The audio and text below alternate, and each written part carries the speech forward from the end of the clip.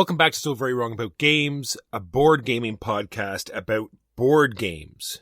On today's episode, I'm with my good friend, Mark. How are you today, Mark? I'm very well, thanks. How are you? Well, my arms are a little worn out.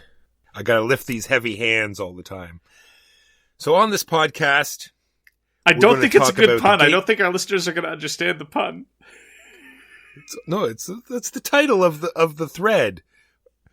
So they'll get it, I'm sure. On this podcast, we're going to talk about the games we played this week. We're going to talk about the news and why it doesn't matter. And then our feature game of the week, Tungaru. Mark, what did you play this week? I played a whole bunch of games of The Crew, The Quest for Planet 9. This was a special request from the Handwerker, and it actually got me to throw money at Board Game Arena, because Board Game Arena is, unlike Tabletopia, which gates off a lot of its different games and a lot of its game modes. We've been playing Board Game Arena on and off for quite some time, and I've never encountered a paywall, with the exception of the missions past 10 for The Crew. And on a couple of occasions when playing The Crew on Board Game Arena, and they stop you at mission 10 saying, oh, well, you're just plebs, you don't get to play those missions anymore. It was especially requested by the Handwerker, so I figured, whatever, I'll throw some money on it. And we also introduced it to Louis, who had never played The Crew before. And this was another opportunity I had to teach The Crew, The Quest for Planet 9, and I had the same moment of dread that I always have when teaching any trick-taking game, which is, have you ever played a trick-taking game before? Because it's not as though the concept of a trick, or the actual practice of playing any trick-taking game, tends to be considerably complicated. Now, the scoring can be incredibly baroque, but that is not true of The Crew. But it's so hard, in my experience, to explain to somebody, okay, this is what a trick is. This is what trump is. You know, there's a number of weird terminology. Now, it's not as arcane as something like crib, for example, and I do not want to offend the traditional crib players. It's a little arcane. It's a touch on the specific side. But the great thing about teaching someone a trick-taking game, if they've never played a trick-taking game, is that now you've taught them 1,000 games. Fair enough. It's still burdensome and strange. But no, Louis took to it brilliantly. It was at the point where he knew when we were trying to void a suit, he knew when we were trying to draw out a trump, and when we're doing all those other things that I am normally not able to do in a normal trick-taking game. I'm that player in normal trick-taking games that I play a card and everyone's like, ugh, like clearly indicating that I've screwed up all their plans because they expected me to play rationally, and my inability to play rationally has screwed them over, even though this is a competitive game. I'm that guy. Well, he's definitely played trick-taking games before. We've gone over with his family, and they're big into trick-taking games, so I'm sure he would gravitate to it quite quickly. He did very well. In traditional Louis fashion, he seemed somewhat disappointed that the game did not involve any direct conflict, because that is very much his bag. But nonetheless, he took to it swimmingly, and he was definitely one of the stronger players at the table. Although, again, when I'm playing a trick-taking game, almost anybody can be one of the stronger players at the table in comparison. And I just want to emphasize, we talked about The Crew a lot, but I want to emphasize one thing that I really do appreciate about The Crew as compared to other trick-taking games. Although I enjoy trick-taking games, for some reason, in my head, they are a filler-length endeavor. I know this is a prejudice not shared by the wider culture, because there are people who will play bridge all day and all night, literally. And there are people who will play euchre all the time, and whatever other regional trick-taking game you happen to play. But for me, a trick-taking game is like a 45-minute to an hour thing. And the one that I'd experienced previously when in Cambridge that was popular locally, amongst the gamers anyway, was Wizard. And Wizard would take forever, because first you play a hand with one card, and then you play a hand with two cards, and you play a hand with three cards, blah, blah, blah, blah, blah, blah. And so it'd be these, 80 to 90-minute games of trick-taking, and for me that's a little bit too much. One of the great things about The Crew is you just play as long as you want. I mean, any hand is not going to take very long. Some missions are going to be succeeded or failed very, very, very quickly. And you just stop when you want to stop. Like, nobody plays through the campaign in one sitting, I don't think. That's certainly not the expectation. And so you get this marvelous freedom to just play a couple missions, play a hand or two, and then be done with it, if you're so inclined, or keep going. And so that's just another aspect of why The Crew is so accessible and friendly and nice. Not only is it the fact that it's cooperative, but just the ability to decide how much game you want to commit yourself to. And I'm very glad that there is a slick implementation available, even though I did kind of have to pay for it, which is not awesome. And I hope some of that money, by the way, I haven't done my research, but I hope some of that money gets back to the designer or the developers. It's probably all just pocketed by the publisher, but who knows? I think it should be getting back to me. I'm still waiting for that check, especially after some stuff coming up soon. So that was The Crew, The Quest for Planet 9. All right, my copy of MicroMacro Crime City, Mark, finally came in, and it is as amazing as I thought it would be, and even more so because my partner gravitated to it immediately. She's right in there looking ahead. She's like got some of the things solved before we even flip the cards up. It is a fantastic game. It's put out by Johannes Stitch and published by Pegasus Spiele.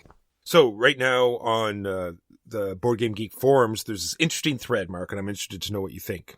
Because there are some, I don't want to get into what is a game and what is not a game. It's dear Lord, no, you cannot get me to touch that topic. No, it is more of what Board Game Geek is willing to allow as an entry. An entry, that's the word I'm trying to think of. So, you can't have Rubik's Cube or Sudoku, but Rush Hour, you've heard of Rush Hour with the car. That's not in the database. There's some of, some spin-off games of those that have a little more into it that's there. And Reiner Knizia has a whole line of Brains games, or not, I shouldn't say games, but a whole line of a title called Brains that don't have an entry either because they're considered, like these solo puzzly type things that are not a game. And the person that posted this thread was, MicroMacro falls under that same category. There's no win, there's no way to win. Either you solve it or you don't. No one gets. And it's just an interesting thread. So if you're interested in that kind of talk, then check it out. Otherwise, MicroMacro is this 4x6 sheet fold out map of black and white drawings of death and mayhem. And then you have all these different cases, like little mini decks from anywhere from 5 to 7 cards, and you work your way through all the clues.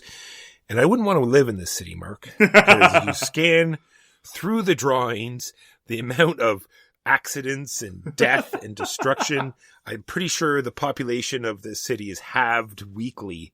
And that is what I think of MicroMacro Crime City. I think I know the answer to this, but is there any replayability to the cases? No. But the one thing I am very much looking forward to, Mark, is once I get through all the cases and sort of know the map more, actually, I'm wondering if you could actually make up your own sort of cases, like just incorporate some of the drawings and sort of try to link them together in certain ways that they haven't yet. And I don't know, I'm just sort of, for whatever reason, really looking forward to it. It was one of the cases, I don't know, maybe that's spoilers. Anyways, just say, bank robbery is pretty generic. There's a bank robbery and you got to sort of, follow these guys through the city and they might go down one subway tunnel and you got to find them somewhere else. And then it was very interesting. That does sound really neat. I'd be interested to maybe take a look at it when you're done with it. I don't know if it's the kind of thing that would appeal to me, but I would definitely like to see how it's executed. I'm glad you're enjoying MicroMacro. I pulled out Flick Wars. Flick Wars is the weirdly shaped box of strategic flicking action that also has a reasonably engaging solo mode. And I felt like playing something tabletop wargamey in the miniatures vein, and Flick Wars always struck me as vaguely adjacent to tabletop miniature sensibilities in the sense that you pay for units and deploy them in a very specific way, and they have different special powers, which I know is very common in the board game system, but the fact that there's terrain that modifies things as well kind of reminds me of a tabletop miniatures game. I tried one of the harder difficulty levels. It was still very easy. The different factions that you can play against are rated by difficulty level. But I suppose next time I should just jump into one of the hardest ones instead of just working my way up from the bottom. And I very much enjoyed it. Flick Wars is not necessarily to your taste because it requires subtlety and finesse as opposed to Walker Flick Hard, Walker Smash. Which is, it's a preference. I can understand why you're drawn to catacombs. Those nice little boundary walls means you can just flick with reckless abandon and know that nothing will get destroyed. But Flick Wars is all about flicking so you can get close enough to then fire with this very, very small, maddeningly small ruler. It's one of those things where you look at the ruler, very much like Ascending Empires. Ascending Empires was also that pseudo 4X flicking game, where you look at the range and you figure there's no way on Earth that I'm ever going to be able to get something to within that range. And sure enough, it works out. It's a well-calibrated system, and the ranges are difficult but actually attainable. So I really like the Flick Wars economy. I like the way the AI works. It's very, very simple to execute, which is very much one of my key priorities. And another key priority for a solo system is, does it feel like the actual game? And in Flick Wars, you're still flicking things, so yeah, it still feels like the actual game. And the table presence is undeniable, and so I very much enjoyed it. It's a very, very expensive looking game, mind you, in a very strangely shaped box. I don't know why, but it's one of those things where, not Kallax friendly. I suppose that's the disclaimer that you should have in any board game that does not fit onto Kallax. You should probably even have to put it as an emblazoned logo on the front of the box to warn consumers. But nonetheless, I'm very happy to own a copy of Flick Wars, and I enjoyed my solo playing of it. My Board Game Arena news is that they've got a bunch of interesting games in this week. Came off of alpha into beta. One is No Thanks. It's a very interesting, like, press your luck type quick game that you can play very quickly. They also have Paris Connection, which is this very fast moving, easy to teach railway game. You're either placing trains or you're exchanging. There's like 5 different colors of trains, and they have a set number of pieces. And you're either placing trains out on the board, trying to connect cities to make those particular colors worth more, or you're exchanging other colors you have for like 1 blue for 2 purple. And then at the end of the game, whatever trains you have, they're worth as many points as you've put on the board. Very interesting, quick little connection game. And Dungeon Pets, Mark. I've loved Dungeon Lords, but I've never had a chance to play Dungeon Pets, so I'm very much looking forward to finally trying to get Dungeon Pets played. And that is the stuff on Board Game Arena this week. Okay, well, on that topic, we're going to be talking about this again, but I feel like it's time for me to address the serious problem in my life, and that is the Nippon problem. So you've talked about Nippon before. We've played it on Board Game Arena. And this is not, I don't have a problem with the country. I have no beef with the people of Japan. In fact, I find your constitutional structure fascinating. But anyway, so I got invited to an asynchronous game of Nippon that is still ongoing, and I think it's still going to be ongoing until about 2034. And what this is emphasizing to me, and I kind of had this suspicion while we were playing Dinosaur Tea Party, asynchronous games are not for me. Capital N, capital F, capital M. Because especially when it comes to like a medium weight Euro game. Because every time it's my turn, I get an email that it's my turn. And it's like homework. And it's like I've got this job and I've got to check in, and I don't want to wait too long because then I feel like I'm holding up what's already a laboriously long process, and I don't want to feel like I'm holding other people up. So then I have to check in, and I have to relearn how to play the game. I have to re-internalize what the table setup is, because there are a billion different moving parts, like in your average Euro game, and I don't remember what I was planning on doing. I don't remember whether I had a grand 3-worker scheme where first I do this thing and then I do this other thing. And so it ends up turning what could be something with even mild strategic horizons into the most purely tactical affair imaginable. And I think to a certain extent that's my fault. And that's the fault of my attention span. But it's also, I think, just a nature of the asynchronous format unless you're willing to devote the necessary mental energies, or maybe note-keeping. Maybe the keeping of aggressive notes would work it. Couple that with the sense of dislocation I have already from the digital medium. Couple that with the sense of dislocation from what my opponents are doing. Oh my goodness. We're going to be playing this game forever, Walker. I'm going to be getting notifications that it's my turn in Nippon until I'm cold in my grave. Well, it was slightly by design on my part. I wanted you to play Nippon because the next thing I'm going to be talking about is Carnegie. And I just sort of want you to compare the two, the sort of action selection thought that you have to go into the same sort of Nippon. You sort of have to gauge what workers are out there and what action to take in that particular turn, and how to like sort of generate an income. I think there's a lot of similarities between those two games, and it's going to be interesting to see. Why didn't you just ask me to read the rules? Because honestly, I don't think that my understanding of the game has been enhanced by this slow drip, torturous procedure of weeks and weeks of doing these tiny little disconnected little actions. Honestly, I'm compelled, right? And again, it's like this job. I get these email notifications saying like, "Oh, Mark, time to do more of your homework." I can't bow out now. I'm stuck. And it's That's right. You're awful. Locked in. I'm locked in. And if you quit, you're disappointing, 5 other people. Yeah. So I loved your pain sustains me. And I can't even say anything substantive about the game. I mean, I will say that Nippon was released by What's Your Game, and it's a very What's Your Game game. What's Your Game put out, a series of middleweight Euro games all within the span of about 3-4 years. And all of them have interesting elements. My favorite of them is Asgard, but all of them have these like 20-step setup procedures where these 5 stacks of tokens have to be shuffled, these 5 stacks of tokens have to be set up in ascending order, these 2 in descending order, unless of course you're playing with 4 players, in which case you want to remove the 3 and the 4, not the 2 and the 5. Anyway, they're all of a piece. I'm glad the Board Game Arena at least took care of the setup. I don't want to talk about it too much because we haven't finished yet, but we're never going to finish.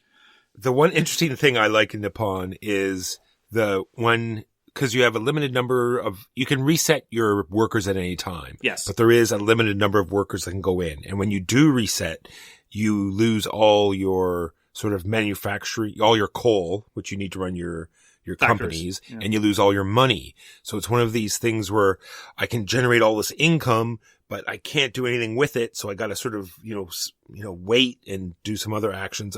I just think that sort of mechanism is very interesting.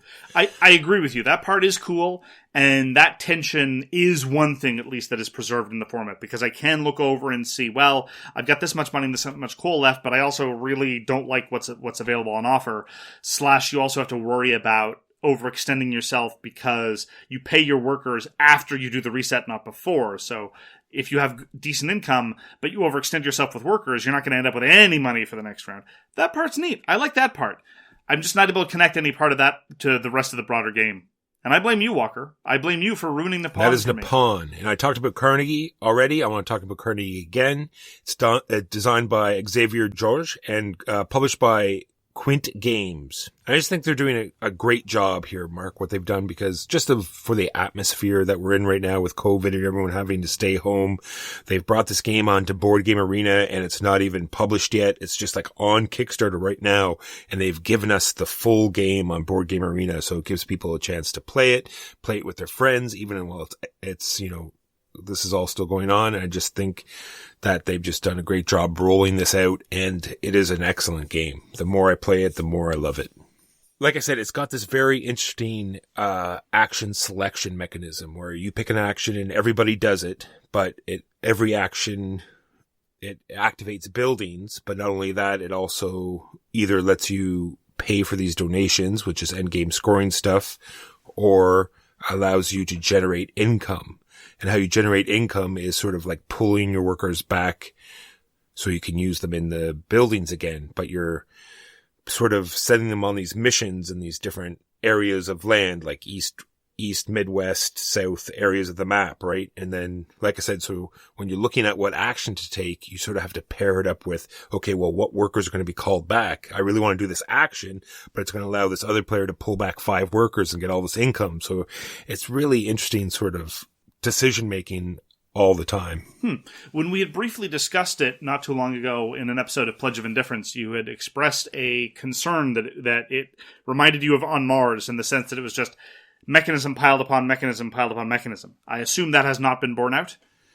Not really. I think that was because it was my first game, and I was maybe a little bit overwhelmed the first time because there's all these things that slide out, and there's, dozens of different buildings you can put in, and just that sort of mechanisms of how you send your workers out and how they come back and how they generate income in different ways. It's a lot to internalize on your first game, for sure. I see. Well, I'll be trying it soon. I'm looking forward to trying Carnegie. Glad you like it. I played a second game of A Billion Suns Interstellar Fleet Battles. This is a review copy from Osprey Games. This is the follow-up game from Mike Hutchison of Planet Smasher, who has done Gaslands and a number of other fascinating things. I tried the beta solo rules, and I had to say that the solo rules are unsatisfyingly easy to game out, in a sense to manipulate, because A Billion Suns, to its credit, is very much about making money. It's about completing these contracts. And every game is going to have 3 different contracts, and so there's tremendous variety there. And the approach of the AI, as it were, in the solo version, is sort of a blunt force is going to just deploy more ships than you're able to deploy, and will overwhelm you in that sense. But if you just avoid the AI ships and instead try to game out the way in which the AI fleet is going to try to satisfy the victory conditions and then just focus on earning more money than they do at a regular clip, I found it pretty easy to avoid their problems. So the first thing that happened in my game, for example, was I set out a jump point, and that's another great thing about A Billion Suns. You set out your deployment zones as you want in the middle of the game. I set up a jump point, and I jumped in a fighter wing consisting of a small number of fighters, because as you know, I'm a very conservative person, and I started out conservatively. And in response, the AI jumped in a massive group of gunships. So I thought, well, this isn't going to go well. Responded with another small deployment, and it responded with another massive deployment. And things were going really badly until I realized, wait a minute, it's not going to be able to satisfy many of the victory conditions at this rate. I could just go over here and leave them alone. And sure enough, that's what happened. So I don't want to be too down on the solo rules, because as I say, they're in beta. But the core system of A Billion Suns, the way combat is resolved, even though it's not primarily about combat, is lovely. It involves a number of trade-offs about what weapons you want to deploy against bigger ships, against smaller ships, and how the shields work. And all of this is balanced with a minimum of cross-referencing. For example, the number of hit points you have is the number that you need to roll under to hit. So a fighter, which only has 3 hit points, you need to roll a 3 or less. Well, that obviously means you want a smaller die size. You want to hit it with, want to try to hit with D6s rather than D8s and D10s and D12s, which are probably going to miss. Similarly, shield values are a number under which you make to roll the shield save, for anyone who's familiar with the benighted influence on tabletop gaming that is Warhammer 40k. So if I've got a cruiser with a shield value of 5, obviously I'm not going to be able to hit it with D6 weapons very much, because they're just going to be hitting on 6 and lower. Well, actually 5 and lower, because the maximum number is always a dud. But if I start whapping you upside the head with D12-based weapons, suddenly your shields are going to be less effective. And all of this is handled really smoothly. I really like that. I expressed concern last week about the contract system. It seemed a little bit cumbersome. The second play made things a little bit more familiar, and I really started to get a sense of the greater variety of the things you might see, sci-fi trappings. There was a planet that had some rescue ships that were fleeing from the planet, and I had to protect them. Well, protect them better than my corporate opponent, that is. None of this is altruistic. And it became easier and smoother. One thing I will note, though, and this is very much taxing the limits of my hobbyist endeavor, A Billion Suns does expect you to be able to field a borderline dizzying array of different kinds of things onto the table. It's not just that you have to pull out your space background, and I have a very cheap Starfield tablecloth that I use for space miniatures games, and that's fine.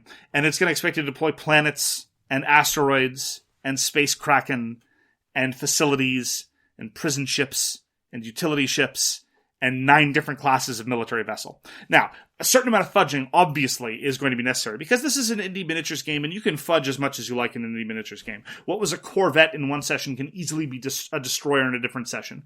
The difficulty starts coming, though, when the limits of your collection start influencing your gameplay decisions, and that part's a little awkward. Now, for many miniatures hobbyists, this is a virtue, not a problem, because this encourages them to go and get a whole bunch of stuff or kitbash a whole bunch of things. And I have enough things that I can steal from either Clips or Red Alert and other things that I can absolutely represent that number of different things. But it is taxing in terms of overall components. Again, this is not a fair comparison, and I'm not just comparing them because they're both by the same designer, but because it's one of my favorite miniatures games. It's not as easy to do as you would find in Gaslands. In Gaslands, you go to a grocery store, give them 99 cents, and congratulations, you have a combat unit that's ready to field on a tabletop. Of course, Gaslands needed custom movement templates and custom maneuver dice, but that's a separate issue entirely. Anyway, suffice to say that tabletop miniatures hobbying is a marvelous opportunity for the crafty, and a marvelous opportunity for me to exploit the crafty, which is definitely what I do. But I really like this system. It's fascinating. It gives you a lot of freedom. It is communicating a little bit more of that space sensibility that I was talking about, primarily, again, through the texture of different contracts. And I'm very much enjoying my time with A Billion Suns. And the tabletop simulator mod is out of gamma mode. It's the final version.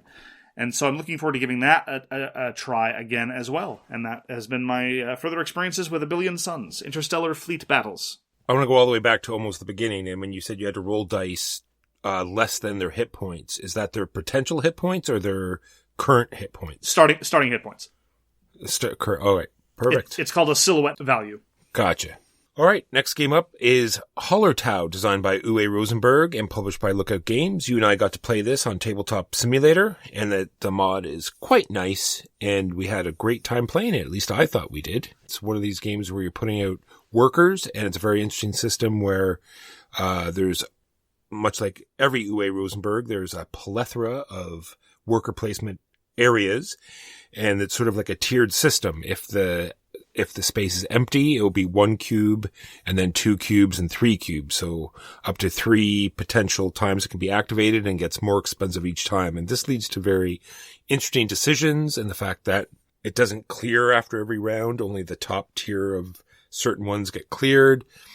And of course, you're breeding sheep because it's an Uwe Rosenberg game, and there's tons of different types of cards, like every turn sort of generating cards, end of game scoring cards. And then this interesting sliding these buildings along this track. You're sort of like breaking up the earth and moving these stones and sort of sliding these things across in an effort to get more victory points, because the faster your buildings move over, the faster your main cottage moves across, and you'll get more actions and more stuff.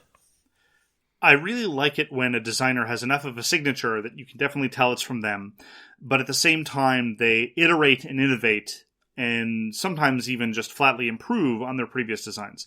And Uwe Rosenberg's Hallertau is very much among the Uwe Rosenbergiest game of his games that I've ever played. So I believe the term is Uviest. Uviest? Uveriest? Anyway, so I recognized elements from many, many different of his games. For example, the victory condition reminds me an awful lot of Reichholt. It's a little more sophisticated. You have to pay specific recipes to move these buildings over, and that in turn can move your community center over, which is one of your chief areas to score. It has sheep, but it doesn't have sheep breeding. That was what I was expecting, though, right? Almost every Uwe Rosenberg game has, well, if you've got enough animals, they just breed by themselves. No. You had to liquor them up with milk first before they'd get it on, which I found that was the least Uwe element of the Uwe Rosenberg experience. But the thing that was incredibly Uwe Rosenberg was, in a way that was less interesting than I wanted it to be, was the way crop rotation works. The game makes a big deal about how crop rotation is going to be a thing.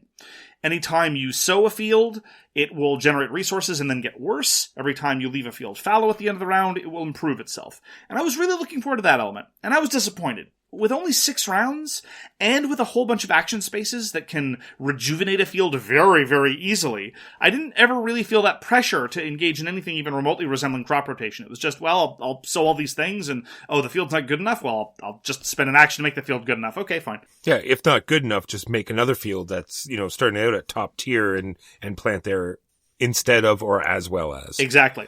But on the other hand, this is what's known as a twist. This is the M. Night Shyamalan element of this part of the discussion. I was not expecting to appreciate the card play very much because I had heard bad things about how, well, you have to draw random cards and they're either going to work for you or not. But I sincerely thought that this is possibly the best integration of cards that Uwe Rosenberg has ever done in any of his worker placement games. Because Agricola I adore, and is probably still my favorite Uwe Rosenberg game. But the cards always feel to me a little bit like a side thing entirely. You go to a special space to deploy these cards at great expense, but it's something you almost always want to do. Like, the first action that people do is almost always put out a new occupation. And so you try to craft together a set of cards that will then make your worker spaces really efficient. Broadly speaking, this is an oversimplification, of course. But so they feel like it's just a different part. They influence each other, but they feel kind of ancillary. In the case of Hallertau, playing the cards is for free and can be done really dynamically at any point during the game. In fact, I had to say this to you several times. You kept saying, so I play this as part of an action. Like, no. You play any card at any time you want.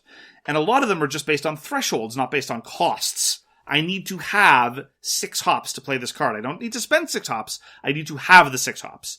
And that'll give you bonus points or bonus income or some other benefit, and also will often let you draw another card. So without much difficulty, you can play to the cards you have, get new cards coming in addition to the guaranteed one that you get every round. You can go get more if you're inclined, which sometimes we were, but not as a whole lot. And you end up navigating this card play that's more tightly integrated with your action selection and with your resource management. And that part in particular, I thought was a welcome change of pace, because Uwe Rosenberg has been doing cards with worker placement forever since Agricola. He's been iterating on that. And I think we can agree that in A Feast for Odin, the cards feel very much like a tacked on afterthought. It's just not a huge deal, honestly. People often forget. It's like, oh, you went there, you get to play cards. Like, oh, really? Oh, let's, I guess I'll play this one for 2 points, whatever. But here, I really felt like the card play was gone up to the next level. I'd be interested to hear your thoughts on that topic. Yeah, for sure. I think in our game, it was a little lopsided because there's these tools you need throughout the game, and I didn't get any cards that gave me tools, and you got quite a few cards that gave you tools. So in that case, it was not fantastic.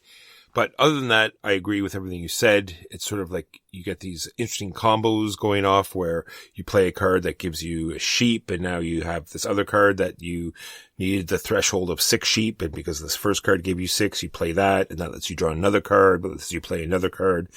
And it moved the game along at a fantastic pace, I thought. It's unfortunate if, again, we only have one play to base experience on. If the luck of the draw ends up being as determinative as some of Hallertau's critics have it to be, that would be a shame, because I like the system. I like the way that it works fundamentally. If it is possible to really get a bad set of draws, and or if it is possible to get the one miracle draw that really bootstraps you in a way that other people don't, that's borderline tragic. But I'm very, very keen to explore Hallertau further. Agreed. And that was Holla at Ya Boy by Uwe Rosenberg. We also played a game of Guards of Atlantis 2, tabletop MOBA. And one of the things that this is really emphasizing to me, repeated plays of Guards of Atlantis 2, which is, I think, to my mind, the absolute best of the MOBA games. Not necessarily in the way that it is precisely representative of a particular genre of PC game that I don't play a whole lot of, but rather just in the quality of the strategic card play and the quality of the team play, because most team play games, in my experience, don't have the requirement of that close level of cooperation. Take, for example, this is just a random example because I had to sort out the new components to the new Total War expansion of Quartermaster General World War II. The Quartermaster General games I adore, and they're all team play games, but I never really feel like I have to work with my teammate in a Quartermaster General game the same way that I do in a Guards of Atlantis game. And the other great thing about Guards of Atlantis 2 is the character differentiation. I love trying out new stuff. It's all wonderful. But again, to emphasize, and I keep saying this because as brilliant as I think Guards of Atlantis 2 is, it is not good for players with a low frustration threshold. It is ideal for players who can see the way a card works, or see a card combo get completely scuppered, be completely countered in what they were trying to do, or utterly fail because they got outsmarted or outguessed, and say, that was neat, I want to see how I can overcome this, rather than, oh well, I wasted a turn, this game stinks, right? And I've been that guy, right? I play a card that I think is cool and it just fails to work because it's completely countered by an opponent's play, and get frustrated. I've absolutely been that guy before, but not in Guards of Atlantis. But I've seen it happen to other people in Guards of Atlantis, and honestly, to be frank, despite my love for the game, I cannot blame them. Because it is a tricky game where you have to get all your ducks in a row, and then even then, sometimes things aren't gonna work. But those moments, Walker, where you've got your opponent just where you want them, and you think that there's a good chance you can completely counter what they're trying to do, and it works, delicious. And so... It is delicious. That is one of those things that keeps coming me back to Guards of Atlantis 2 with a smile on my face, even when, as recently happened, everything I wanted to do was countered, I was completely cornered at every turn, and my face was ground into the dirt. And not only are there like a plethora of characters, every character has like so many different builds. I think almost like 3 different ways you can build every character or emphasize a certain power, like, or, say, well, I'm going to give them all defensive bonuses this game, or switch to attack, or, go down this different tree of how it interacts with their black card ability. It's ridiculous how many different types of characters you can make. And every time you level up, it's a new opportunity to respec and to counter what your opponents have been doing. Yeah, absolutely. I agree. And that's Guards of Atlantis. I sort of hinted that I almost finished a Food Chain Magnet game, and we did finally finish it. This is on Board Game Core. They do a fantastic mod of Food Chain Magnet. And like I said before, make sure you remember what version you're playing. This is Food Chain Magnet is a great, it always gets flack for its art. I think it's one of the most fantastic pieces of art in the art industry. But I don't think it always gets flat for its art. I think some people, first of all splatter games, people complain about the price. And I'm of two minds about that. No need to get into that. I think the people who complain about the artwork in Food Chain Magnet are, number one, a vocal minority, and number two, completely off their rockers. Art is subjective, but they're wrong. Yeah, they just hold up a GMT game beside it and you understand how much better it is. Come on! All right. In case some people don't know what Food Chain Magnet is, you're like building this sort of fast food chain empire. You're putting out these restaurants. You're trying to satisfy the needs of the community as dictated by your marketing that you put out there. Unfortunately, some other people have other ideas what needs to be marketed in the community. So just when you thought your cola burger empire is about to take control of the entire city, a single ringing note across the radio waves comes across and tells the people how delicious cold lemonade is. And suddenly all your plans go to naught. And that is Food Chain Magnet. It's been a while since I played a splatter game. I should really play a splatter game. We should get in on our food chain funny business. Quickly, lastly, for me, two very quick games. I always talk about Yokohama, designer Hayashi, published by Tasty Mitchell Games. I just go back to this because every time I play it, I try a completely different strategy because there's so many different ways to play this game, and I enjoy it every time. This time I decided to do nothing but fulfill contracts. I'm just going to be the contract guy. I looked at the technologies that came up and says, oh, well, I always try to do, customs or the church or some other thing. It's like, oh, well, this thing helps me with contracts. I'll just sit there and do nothing but contracts the whole game. And it worked out great. Love Yokohama. And Underwater Cities, designed by Vladimir Suchi and put out by Delicious Games. This one's getting a little tiring for some reason. It's a very interesting puzzle you have this deck of cards and there are 3 different colors and they correspond to the 3 different colors of actions that you can take. And you sort of have to match them up to sort of maximize your efficiency, right? And you want to build this interesting network of underwater cities, but it just feels as though you're just pushing towards the same goal every time and you're just trying to find different ways to get there. I don't know how to word it out properly, but I'm just not having as much fun as I did in my first few plays. Maybe I just have to revamp my strategy maybe. And that is Underwater Cities. As I've commented before, I will always play a Vladimir Suchi game once or twice, but somewhere after the second or third play, they all start to feel the same. And my enthusiasm just plummets. Those are the games we played this week. Now on to the news and why it doesn't matter. So it looks as though Dune is just giving out their franchise to whoever wants it. Portal now has a Dune game coming out called Dune House Secrets. And it's based off of their detective, a modern crime type games. Really? So now you get to fight crime and find the secrets of Dune. Okay. That's going to be great, right? Sure. So, Russian Railroads, very interesting tracks on tracks game. Wanted to play it again. I've really wanted to try the German Railroads expansion. And both of these are very, very much out of print. There's also an American Railroads expansion. Well, Handsome Gluck, one of my favorite Eurogame publishers, is going to be publishing an omnibus edition with the Russian, German, American, and a new one, Asian Railroads. And I'm kind of looking forward to that because Asia is my favorite country. And the Asian Railroad Network, because there's one, is a fascinating little bit of infrastructure, what with it not existing. But anyway, we don't know a whole lot about Asian railroads yet. I don't know. But I'm very keen to have these back on the market, and I'll probably pony up for a copy when it comes out, because another great thing about Hans and Gluck, they don't really do Kickstarters, so this will actually be a retail experience. Fancy that. I know, right? It's going to have all the bells and whistles that came out for Russian Railroads. It's also going to have a solo mode now.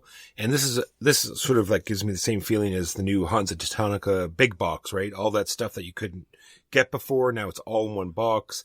I never had Russian Railroads. I've been playing it a lot in the past few months. And I was actually very excited to see this coming out because this is something I'm definitely going to pick up because I definitely want an actual physical copy of this fantastic game. Sagrada, Mark, we saw that. It's the stained glass window dice game. And you'd think, well, it's a great game, but what does it need? Well, Mark, when you break stained glass, it's a permanent thing. It's like you've destroyed a legacy. Oh, no. Yeah. Sagrada Legacy is coming out, Mark. What? Because you get to, everything's it's either got to be a campaign or a solo version or legacy. So now it's going to have a legacy version. I just can't. And lastly from me, Mark, what's the record for a game that's been rethemed multiple times? Completely rethemed. I don't know, probably most of Reiner Knizia's catalog. Well, here we go. Reiner Knizia had a game called Grand National Derby. Then it came out as Titan the Arena. Mm-hmm. And it came out as Colossal Arena. And now it's going to be published by Plan B Games under the name of Equinox. You left out the fact that GMT had a sci-fi version of this same game. Well, I did not see that. Yeah. Have you ever played any of these games? I have. I did played the Fantasy Flight Colossal Arena version. I quite like it. Colossal Arena is a good game. Agreed. And the art for Equinox is mind-blowingly awesome. So I'm definitely going to check it out. Finally, we wanted to take a week off of Outrage because it's not pleasant for us. But of course, we're just tourists there, and it's not like we have to live there all the time, unfortunately, like racialized and minority people do. As part of the fallout from the ever-evolving Phil Eklund situation, and I will absolutely do a fuller update when there's more details to be had. It's a moving story. Jeff DeBoer, the founder and CEO of Funagain, decided that it would be a good idea to start harassing Jess Cassidy with incredibly sexist messages. And he has now stepped down as a result of furor and internal pressure as CEO of Funagain, which, yay for them, and pressure does actually work.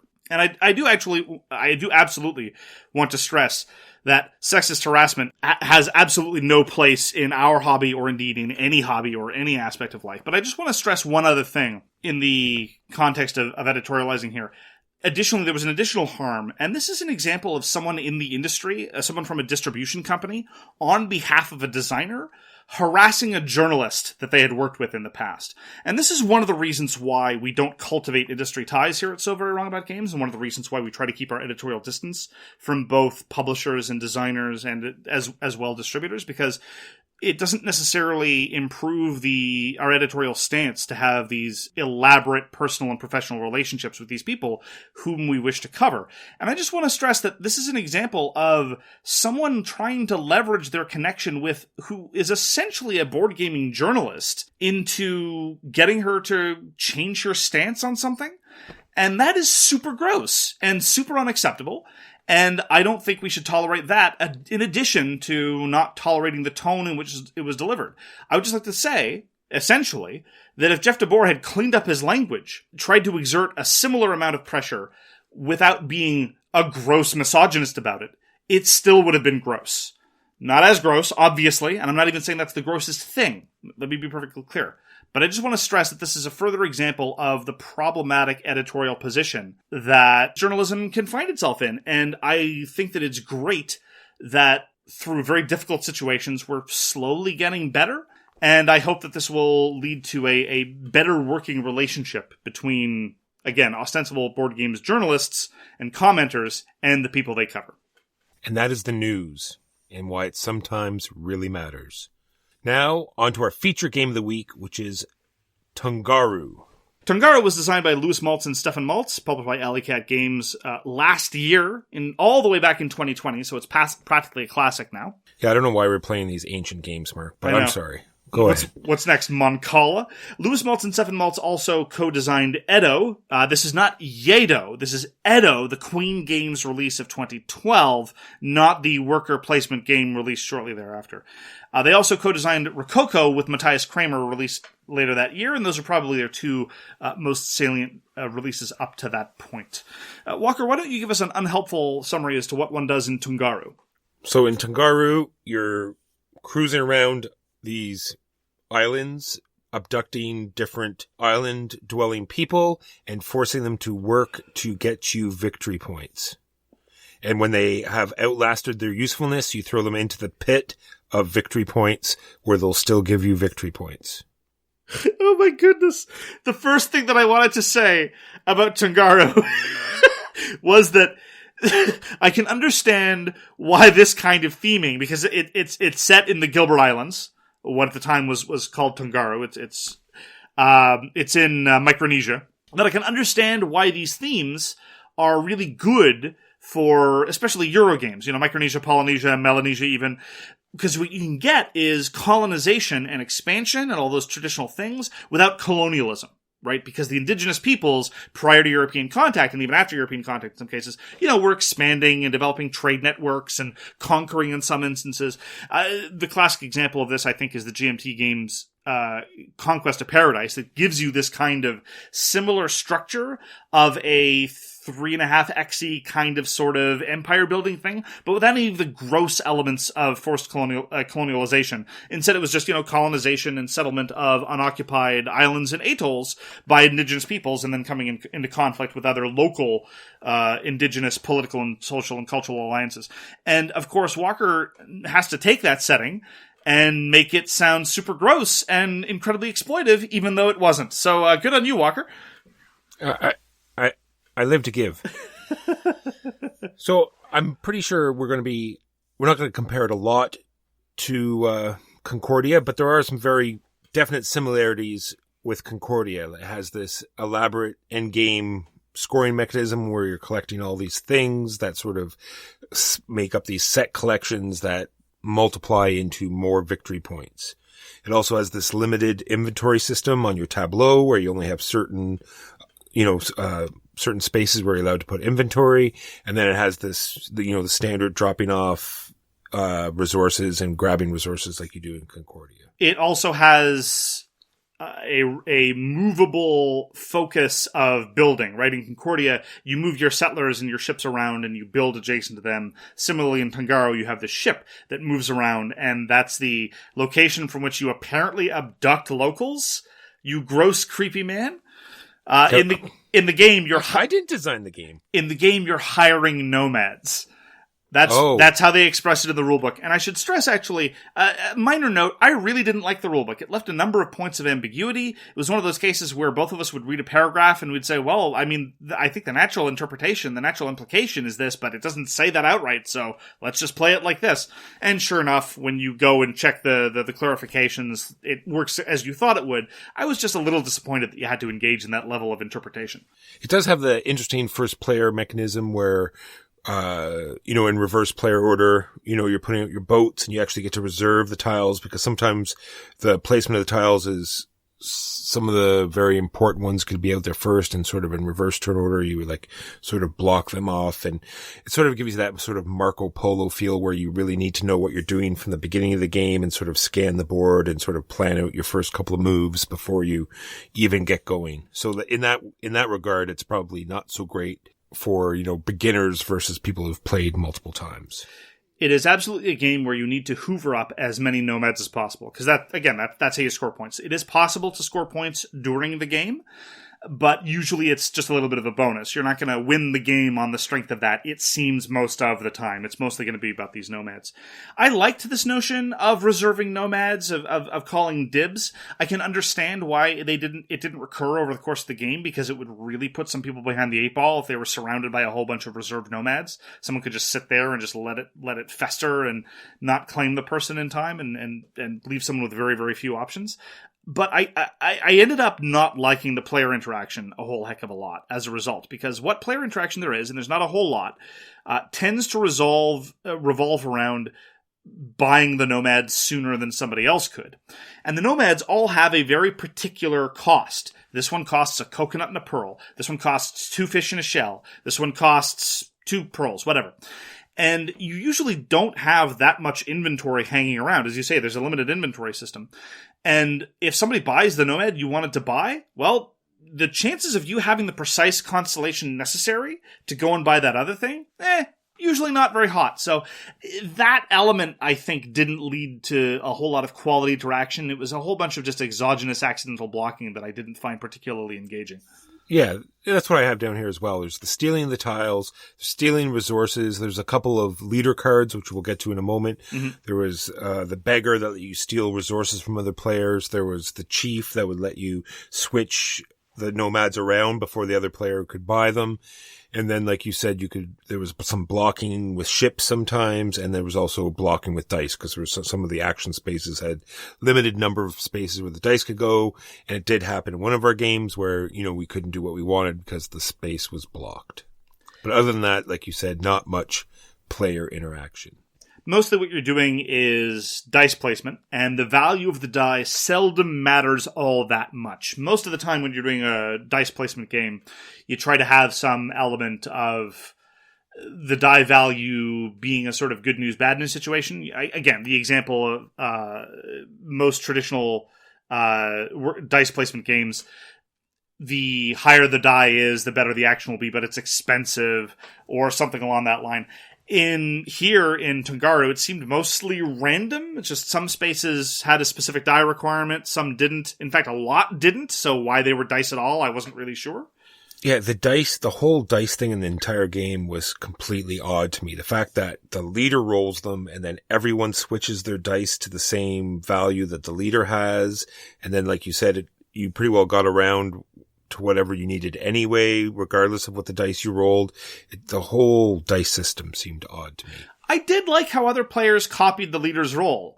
I just wish that the die values had been consequential, that's all. True. So then after you roll the dice to figure out what everyone has for the turn, then you get to pick a leader. So you have this hand of 5 different leader cards, and they all have their special ability. They all have all their special actions you can do on them, and they all have a free action that you can do on them as well. So you all pick secretly, you put it down, then everyone flips it up. And the other thing that happens with the leader cards is that after everyone's done their actions, either they've exhausted all their dice or they've used their settlers, which we'll talk about later. Then you take the leader that you used and you pass it clockwise around the table. So your hand of leader cards will change every round. And I thought that was very interesting. And I liked that system a lot. I liked it more in concept than in execution. Here's why. One of the reasons why I found Tungaru very, very dull. I found all our playings of Tungaru incredibly boring and very, very straightforward and not particularly engaging in any way. There were a couple moments of intrigue that I thought were interesting, and I'll get to those later. But at the end of the day, it all shook out to basically being every turn, no matter what you did, it was more or less a resource. Spend a die, get a resource. The card gives you a resource. So if you play the fisher gives you a free fish. Okay, that's a resource. The beggar special ability is you can hire a nomad for 1 less resource. Okay, that's a resource. You play the trader lets you do a free trade, which might be a resource, And I don't object to games where primarily what you're doing is acquiring resources, but you had all these different special abilities, but they mostly just shook out to being another resource. The worker special ability is the worker gives you another resource so here you are, you use a die for a resource, the card gives you a resource, you cash in 2 or 3 resources for a nomad, and then you just keep going. Spend the dice to get some resources. Cash in the resources for a nomad. Buy as many nomads as possible. Oh, that one I can't get. Well, I could get this one. It's 5 points instead of 7. Okay, well, I'll buy it anyway. True. The one part I did like about that is when you're getting these nomad tiles, I felt as though there was some decision space there about which ones you took and where they were fresh from and where you're going to go next and sort of in what order to do all this and what sort of tiles the next person was looking for and when the timing of when to take those tiles. I thought that was very interesting as well. So let's talk about the specific scoring combinatorics of the different nomads, because that is definitely one of the areas where it felt the most like Concordia. Because very much like in Concordia, every card you purchase has a scoring condition at the bottom, and you score all your cards at the end of the game. In Tungaru, every nomad has a scoring condition, and you don't use your nomads to do actions. You use your dice for them, but they score in that all of them will score at the end of the game. Usually the powers of the nomads aren't a huge deal. They give you a tiny bit of income, or they give you a little special ability, or once you can cash them in which will basically save you a die, which will effectively be a resource anyway. Like I said, it all amounts to getting like another resource or something. And this is one area where I'm perfectly willing to admit this is just something not for me. It avoids the trap of point salad, right? Where you get a couple points for this, a couple points for that, a couple points for the other thing. And it makes you feel as though you have more agency in that because you're setting your own end game conditions for scoring. But right around when the mid game happens, and I've bought 7 nomads in total, and I'm not particularly inclined to start mathing out which action will give me the most marginal points or which nomad will give me the most marginal points, and I'm operating on some sort of broad background condition of I think I want more settlers to go out. At that point, the details start to fade into the background, and I'm just going into this cycle of endlessly buying as many nomads as I can, and it just doesn't grab me. I found it dull. Yeah, and I sort of felt that there was two. I hate when there's so much points at the end of the game where I'm not sure if it's said anywhere in the rule book where you can look through someone's discard pile to see what nomads they have, but it is one of the many points on which the rule book is silent. If anyone started doing that, then I don't think I'd play with that particular person very often. But anyway, I'll do you one further. If anyone paused to do a full calculation as to whether the next marginal nomad would score them, 12 points or 13 points, I would stop playing with them. Because there's a lot of math involved in terms of gaming out what all these things are worth.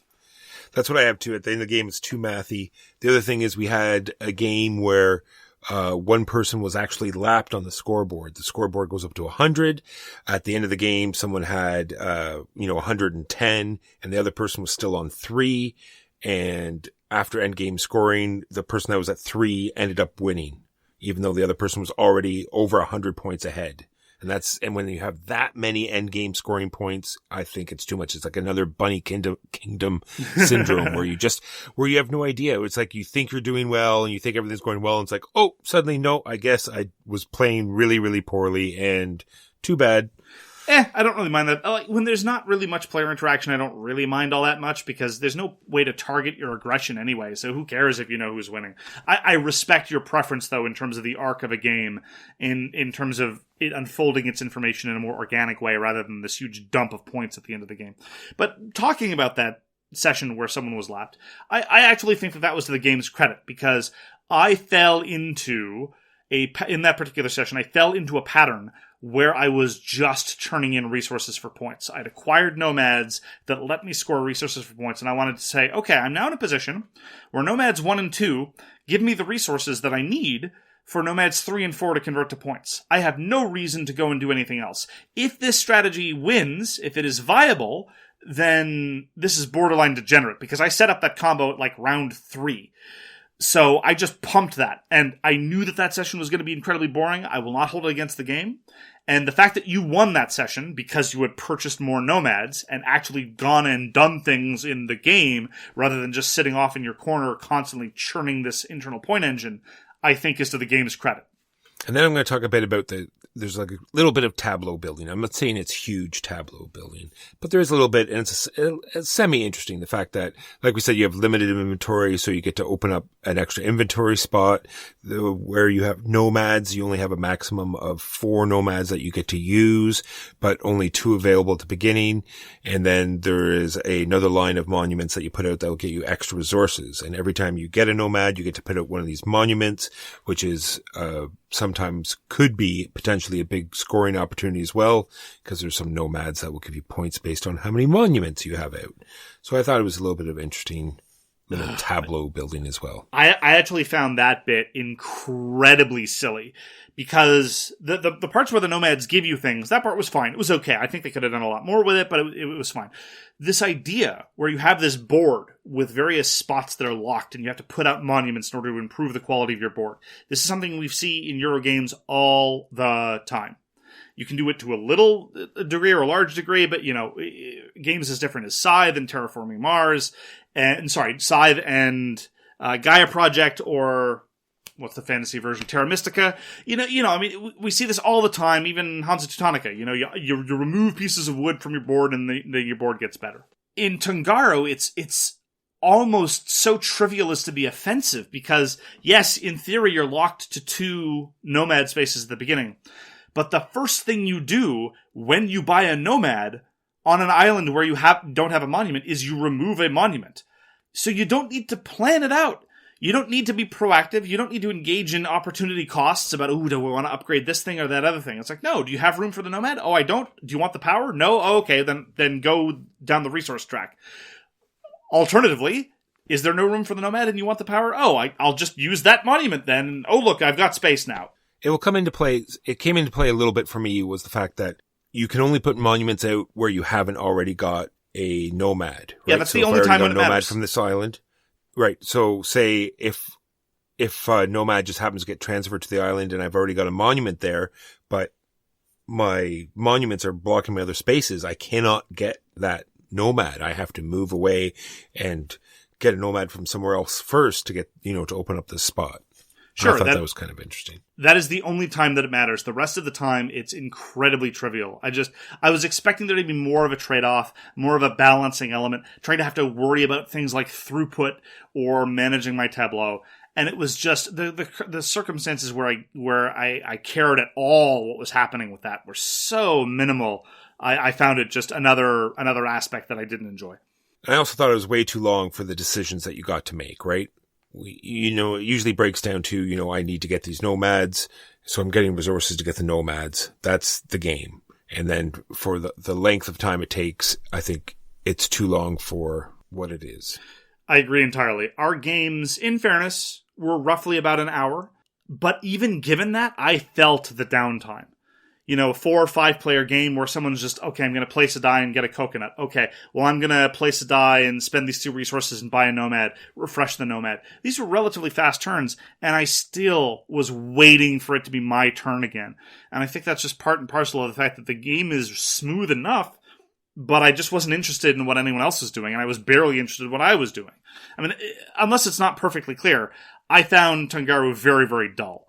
If it were 25 minutes of dull, I would have still preferred that. I agree with you. It's about an hour long, and it feels too long. That's a bad sign. And I have to say that this is a Kickstarter project, and I got the Kickstarter copy, and I want to say that the components look amazing. You get these little boats that the dice actually go in, the player boards. Like we talked about, there's these different actions you can take, and the board is very much like Scythe. If you get to know what the iconography is on the board, it'll tell you exactly how the game is played, and you won't have to ask any more questions. It's a great production, that's for sure. Can I talk about the 2 things I enjoy? Yeah. Yeah, sure. One thing that I enjoyed, and I don't know why, it was just possibly because I was just so desperate for any degree of excitement. There's this beggar card that will steal resources from your neighbors, and the neighbors get points in compensation, but the beggar cannot work against another beggar or against the chief. And instances where someone would play a beggar and be flanked by 2 chiefs, or when I would play a beggar at the same time that somebody else played a beggar and my neighbor, and seeing, the consternation that would cause either on my part or somebody else, that I thought was fun. I enjoyed those bits. I just want to flag those bits that I enjoy.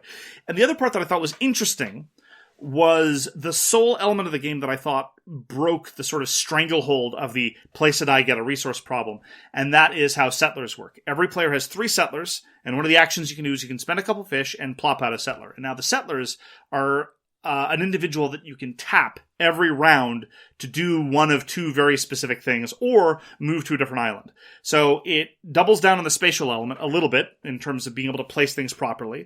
It allows you to extend your reach past where your boat is. And they don't give you a free resource necessarily. They can't harvest resources the way your dice can. But they do force you to look more afield and be able to engage with more of the board. And that part I thought was genuinely cool, especially since putting out the settlers in the first place was a little bit of an opportunity cost, both in terms of the resources and in terms of the tempo that was going on, but it gave you more flexibility later on. That element of not quite infrastructure, not quite special powers, I thought really worked to the game's advantage. It was probably one of my favorite elements of it. I also think it works great at different player counts as well. We played it at 2-player, and even though the experience wasn't fantastic, it was the same. I felt it was sort of the same experience as it was at 4. Yeah, funnily enough, you take a Euro game with practically no player interaction, and they tend to scale really well. I'm sorry, was that too snarky? Not at all. Okay, thanks, Walker. So to finish, to sum up, I am more than happy that I have a copy of Tungaru. I think it is a great introductory game. I think the art and the style of the whole board and how everything works together is a lot more welcoming than other Euros that look very dry and mechanical. This looks a little more warm and welcoming. And like I said, with the player boards and the actions all being there, I think it'll be a lot easier to teach and still be fun for people who don't play board games very often. If you want a colorful, accessible, fun game that is set in Micronesia, Polynesia, Melanesia, I suggest Blue Lagoon. I think Blue Lagoon is a fabulous intro game. It has incredible direct player interaction, still has a sense of scope, and it has this lovely theme of indigenous peoples settling local atolls. If you want a game that is about resource management and is a little bit of a step up, I can recommend Concordia. I don't think Concordia is Matt Gertz's best game, but Matt Gertz is a genius, and even his not best game is still very, very good. And Concordia has lots of variant maps and a lot of really good decision-making in it.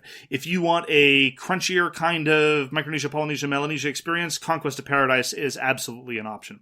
As it is, Tungaru failed to grab me, except for brief, fleeting moments of joy in mostly tedious 60 minutes. And that is Tungaru. Thank you very much for joining us for So Very Wrong About Games. If you'd like to get in touch with us, you can reach Walker via his email, justrolledadice@gmail.com. You can reach me, Mark Bigney, on Twitter @TheGamesYouLike. For more public discussion, you can find the So Very Wrong About Games Facebook page, or you can check out our Board Game Geek Guild, which is guild number 3236, and you can find us on Patreon. We read everything you send us, and we'll get back to you if we can. Thanks again for tuning in, and we hope to see you again soon. Peace! You've been listening to So Very Wrong About Games, produced by Michael Walker and edited by Mark Bigney. Special thanks goes to What Does It Eat for generously allowing us to use their most excellent song, FOS, as our theme.